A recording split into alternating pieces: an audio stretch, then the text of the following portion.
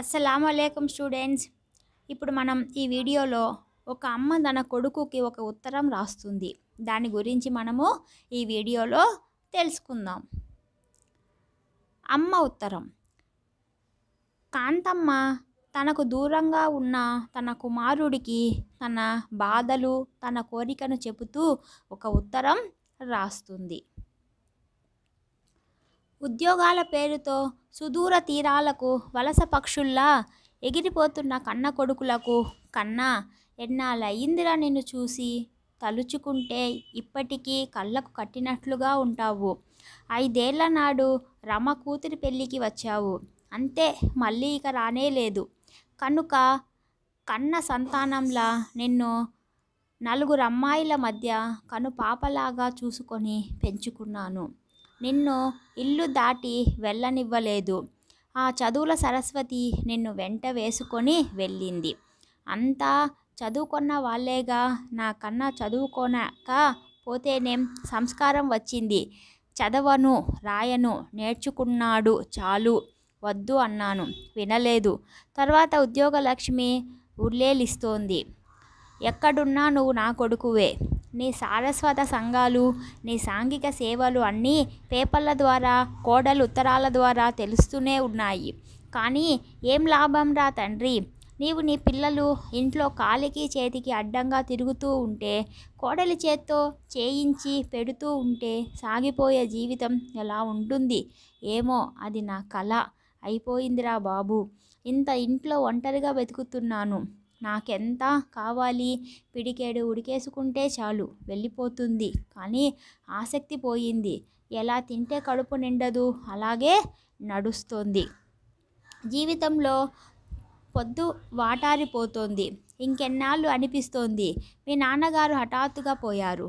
నీకు కడసారి చూపులు కూడా దక్కలేదు. అప్పుడాయన దగ్గరలో నేనున్నాను. గొంతుకలో గరగరలాడుతున్నప్పుడు నేను ఇన్ని నీళ్లు పోశాను.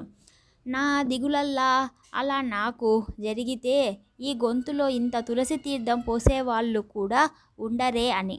4 కూతుళ్ళు, 1 కొడుకు, 12 మనుమలు మనవరాళ్ళున్నా నా గొంతు తడిపేవాళ్ళు ఉండరేమో అని దిగులు పడుతున్నాను. నువ్వు నన్ను అక్కడికే రమ్మని అంటావు. నిజమే, వచ్చేయచ్చు, కానీ రాను. ఈ ఇల్లు, ఈ పొలాలు, ఈ గాలి, ఈ వాతావరణం, వీటిని వదిలి రాలేను. మీ నాన్నగారు ఇక్కడే పోయారు, నేను ఇక్కడే పిడికెడు బూడిదైపోవాలి. అదే నా ఆశ. ఈ మట్టికి మనిషికి ఉండే ఆత్మీయత అంతేనేమో. ఎంత చదివినా, ఎంత సాధించినా, ఏం చేసినా ఆఖరికి మనిషి ఈ మట్టిలో కలిసిపోవాలి. అలానే ఆ మట్టి తనను కన్నపూరి మట్టి కావాలని ఆరాటపడతాడు మనిషి. ఇది నా ఊరు, ఇది నా ఇల్లు, ఇది నాది. ఈ మమతానుబంధాలు లేని రోజున మానవత్వమే నశిస్తుందేమో. అందుకే ఆనాదిగా ఈ మమకారాలు ఇలాగే నిలిచిపోయాయి. రాజులు పోయారు, రాజ్యాలు పోయాయి, మహా నిర్మాణాలు మట్టి చాటుకుపోయాయి. కానీ మానవత మాసిపోలేదురా బాబు. అందుకే ఈ ప్రపంచం ఇంకా సాగుతోంది. నేను అంత దూరం రాలేను, ఈ ఊరు విడవలేను. నా ప్రాణం తట్టేడా పుట్టేడా ఎప్పుడో హరి అంటుంది. నాకు తెలుసు, నాది ఎలాగూ దిక్కులేని చావే అవుతుంది. ఎప్పుడైతే అయినా పోయారో అప్పుడే నేను ఒంటరిదాన్నైపోయాను. కానీ పోయేలోగా నువ్వు ఇక్కడికి వచ్చి 4 రోజులు గడిపి పో.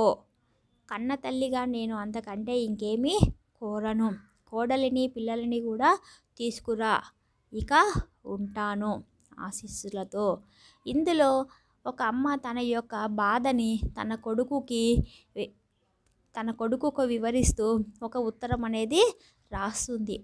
మనకి ఉత్తరం రాసే అమ్మ పేరు, తల్లి పేరు వచ్చి కాంతమ్మ. కాంతమ్మ ఎక్కడో దూరంగా, వాళ్ళ కొడుకుకి దూరంగా ఉంటుంది. తనకి కొన్ని రోజుల క్రితమే తన భర్త చనిపోతాడు. తను సొంత ఊరిలో ఉంటుంది. తన కొడుకు తనని రమ్మంటాడు, కానీ తన సొంత ఊరుని, తన సొంత ఇంటిని వదిలిపెట్టి వెళ్ళలేక తన యొక్క బాధని తను చనిపోయేటప్పుడు తన యొక్క చావు దిక్కుతోచని చావు అవ్వకూడదని తన కొడుకుని తను చనిపోయేలోగా ఒకసారి వచ్చి వెళ్ళమని తన యొక్క కోరికను తెలియచేస్తూ ఒక లెటర్ అనేది రాస్తుంది. దీనికి సంబంధించిన మిగిలిన ఎక్స్ప్లెనేషన్ అనేది మనం ఆన్లైన్ క్లాస్లో చూద్దామా. అల్లా హాఫీజ్.